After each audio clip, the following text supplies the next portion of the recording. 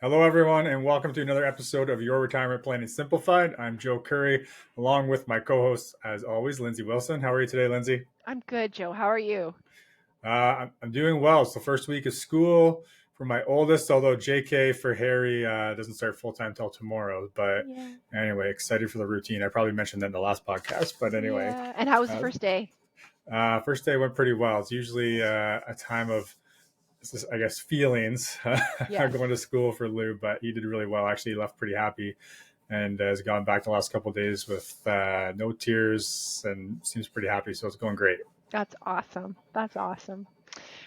Well, today I thought that we could look at what we're going to call retirement dress rehearsal. And of course, dress rehearsal, theater speak, is a dry run of the production.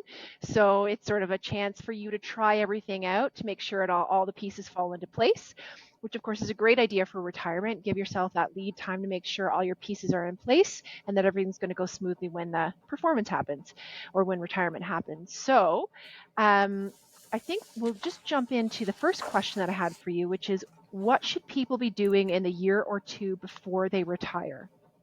Sure. So there's a few things that we want to figure out ahead of time and kind of practice, like you said, dress rehearsal, Lindsay. And so, in order for us to practice retirement, we need to know what our cash flow needs are going to be, and we're also kind of assuming we're at a point where we've either determined what our cash flow is going to available is going to be in retirement because we've done the planning and we know where we stand, or two, we have a really good idea of exactly what we are going to spend in retirement. So we've kind of figured out that budget as far as cash flow goes. And so assuming we've done that or one of those scenarios, now what we want to do is, I guess, just get clear to make sure what we think we're going to spend in retirement actually matches up with a realistic number. And we can do that by taking our household take-home income, and then we could be looking at what are the expenses that are going to go away in retirement. So that's going to be like retirement savings, for example.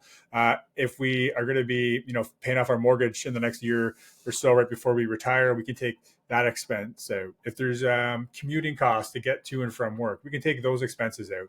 But aside from that, if when we take that number that's left over of free cash flow and it looks a lot different than what you've budgeted out for retirement, then there's probably a bit of an issue with that, right? Because that's what you're actually spending right now.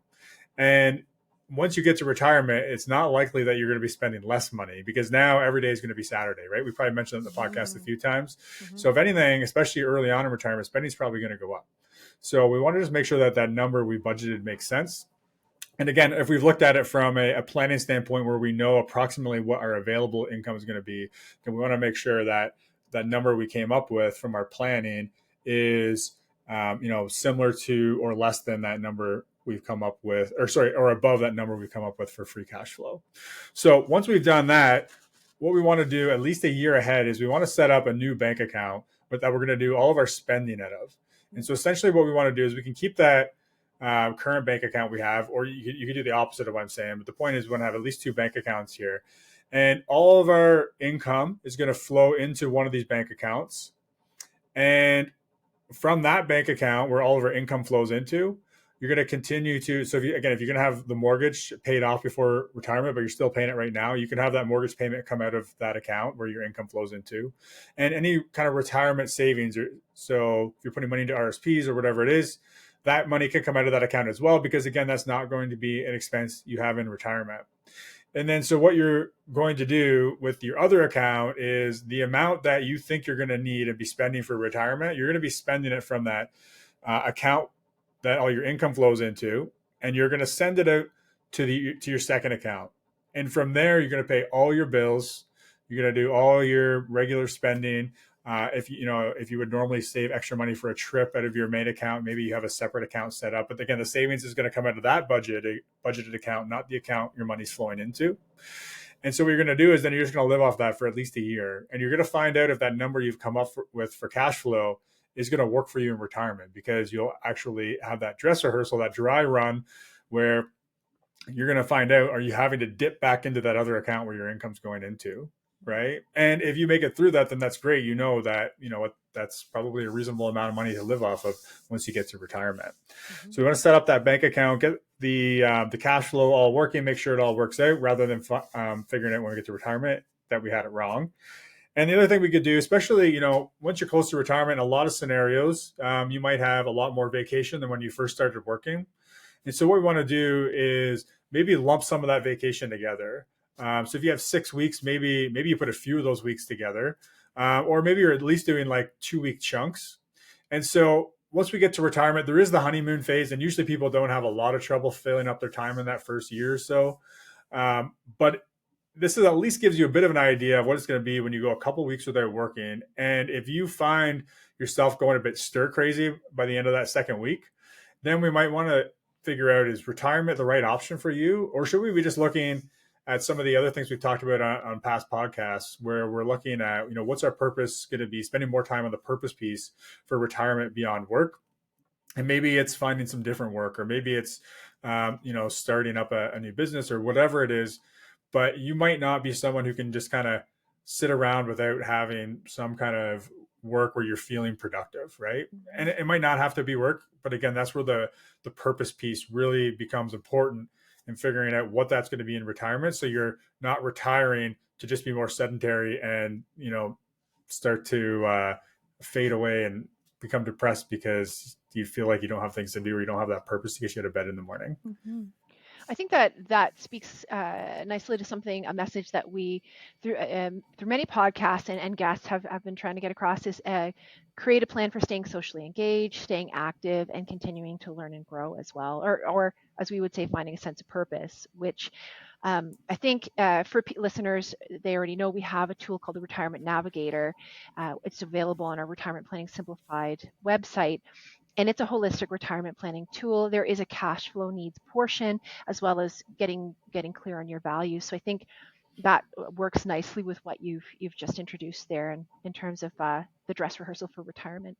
Sure. Yeah. I was just going to say, with the Navigator, basically anyone who wants to take these ideas that we just talked about, Lindsay, they can really just expand on them through the Navigator, and it gives them, like a worksheet to work through. So that's perfect. Yeah, like a flow. Now, the other piece of this, for the dress rehearsal for the retirement, is what common mistakes do you see people make as they transition into retirement? Sure. So there's a couple mistakes here that come to mind when it comes to spending specifically. And so the first one is that we didn't budget enough money. So we thought that we were going to live on less money than we actually are once we get to retirement. And the biggest reason I see this is because people don't go through that exercise that I just talked about and figuring out what the free cash flow is going to be, or what you're actually spending now. And what they actually look at is they just kind of go back through some monthly expenses, and they look at, well, here's my utilities, heat and hydro and all that kind of stuff. And, I might spend $2,000 or $3,000 on a trip, because that's what I did a couple of years ago when I went on an all inclusive, and not really looking at all the one-offs that happen every month, right? And when we can walk back through a year with someone, and we'll see, but this month you spent this much money. What was that? It was, oh yeah, that's the month that we did, the big trip, because we've been planning this for a long time. Like, okay, that's fine. And do we go back another month, and oh, we have this other big one-off spending, and it's you know what, we actually bought a 4-wheeler for our grandkids. But that's just, that's a one-time thing. Mm-hmm. And I bring that up because that's what my father-in-law just did for his grandkids. But anyway, the point being that when they're looking at the budget, they're just looking at the necessities, the things that have to come out on a monthly basis, but they're not taking into account all the other ways that they spend money. And because they all feel like one-offs, but the thing is that one-offs that happen every month, they're one-offs because they're different every month, but they're still, we're spending money, and which is fine. We just want to make sure we're accounting for that and not building a budget that's not realistic, because then it's going to, result in some kind of a negative outcome in retirement, whether it's unexpectedly having to go back to work, or not being able to enjoy retirement the way we thought we were going to, or some other scenario that, again, is not ideal. So that's one. And another one is, and again, it's still along the same lines of spending, but it's leaving some of the big projects that you have for retirement.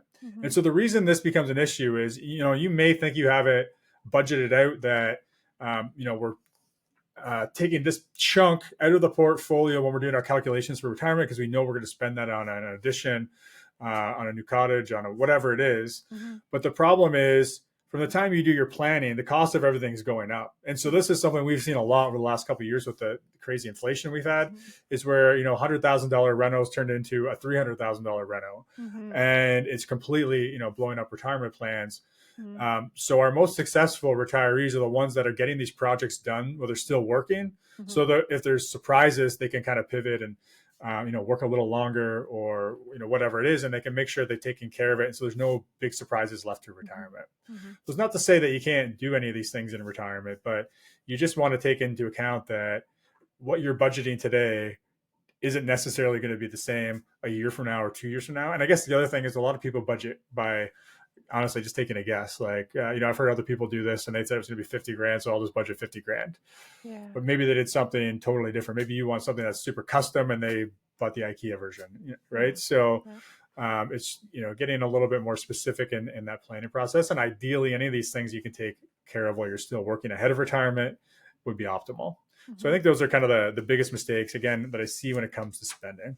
Mm-hmm. I think specifically when we're talking about renovations, it's important to do your research, I suppose, in the same way that you're doing an experiment with setting up a year or two out to make sure you've got a good retirement plan in place. It's also important to do your research too, getting a few quotes, figuring out according to the realistic numbers and we've advised with travel as well too, is reaching out to a travel agent and getting a reasonable number on a trip so that you can budget properly and you're not taking a wild guess or going under or over.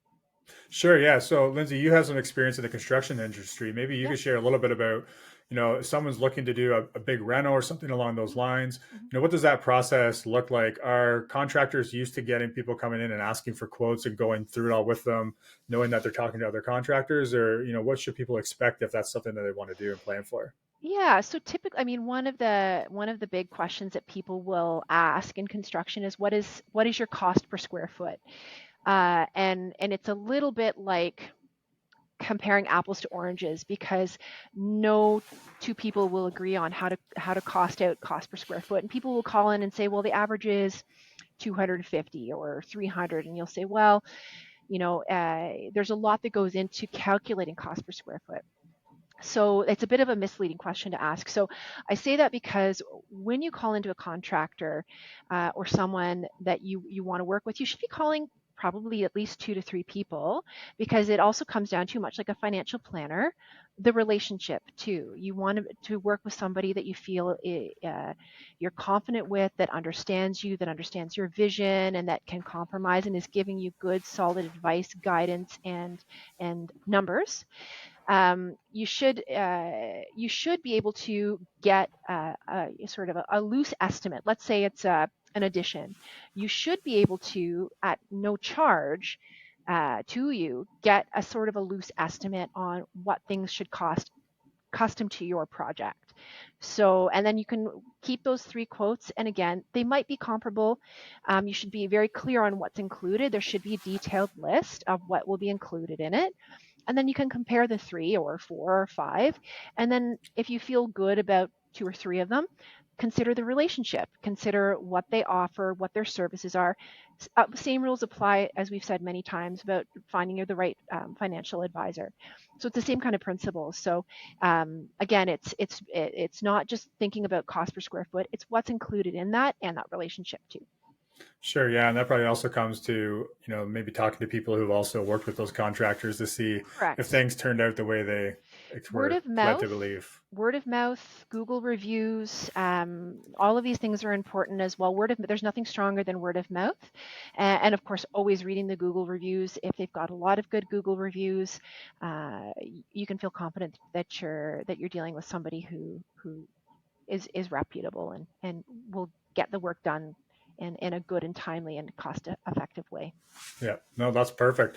And so speaking of word of mouth, we'll kind of wrap this one up right now, but anyone's listening, if you are getting some value from this, we'd love it if you leave us a 5-star honest review on iTunes or whatever platform you're listening to.